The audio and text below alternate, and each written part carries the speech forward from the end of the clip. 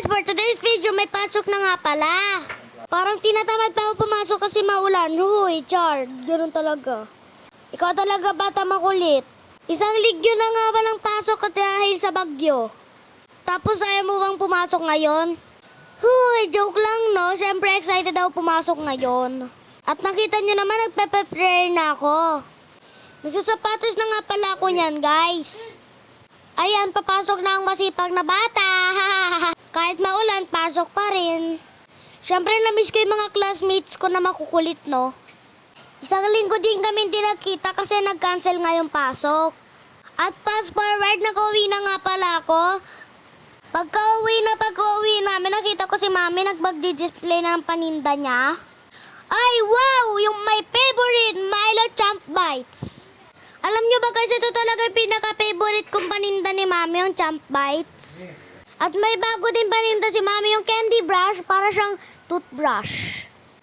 Siyempre alam nyo na, pagtapos na ningi na naman ang bata makulit. Kunwari lang nagdi-display yan, Char.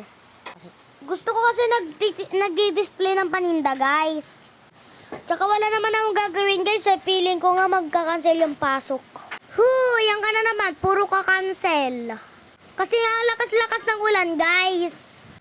At kinansel na yung panghapon na ano niyan guys, to pasok, rugi kami niyan Yung pang umaga nakapasok kanina. Tapos yung panghapon kinansel, aray ko. Pero okay lang yun guys. Para safe lang din naman yung mga student and teacher. Palusot ka pa, batang makulit, gusto mo din naman pumasok. Ay, ayaw mo pa rin pala pumasok. At dumating na nga ang parcel ko. At maya-maya nga guys, lumakas na yung ulan. Sabi ni mami, siya dahil di ka pa naligo, ligo ka na. Uy, nalaman niya tuloy hindi ako naligo nung pumasok ako. Di kasi ako naligo kaninang umaga nung pumasok. Paano ba naman ang lamig-lamig ng tubig? Camping yan. At dahil wala yung mga kaibigan ko, ako na mag-isa guys. Di siguro sila pinayagan ng mga mama nila. Ano ba naman halos araw-araw naliligo kami ng ulan. Di ka pa nagsasawa maligo ng ulan, mata makulit, araw-araw na lang. Kasi nga nawawalan din ng tubig dito sa San Jose del Monte. Kaya kapag umulan, sa ulan na lang kami naliligo. Kasi naman di kami makaligo no, ang baho namin. At dahil nga wala yung mga kalaro ko, naglinis na lang ako ng harapan. O diba, may purpose yung pagligo ko. Nakapagwalis pa nga kahit wala namang kalat.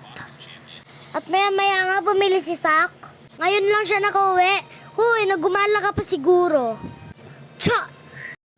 Ayun nga pala yung mga tubig na naipon namin, oh. Dami na, no? Buti na lang guys, umulan. Wala pa namang tubig ngayon.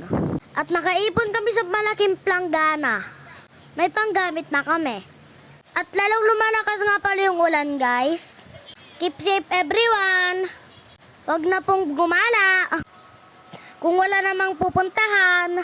Uy, ikaw nga bata makulit, labas ka ng labas ng bahay At naghihintay pa rin ang bata makulit sa kalaro.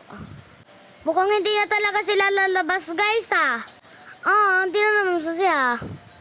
At ito na nga pala ako nagbanlaw guys, nagsabon, nagshampoo, nagtoothbrush. Malinis naman na yung tubig ulan guys.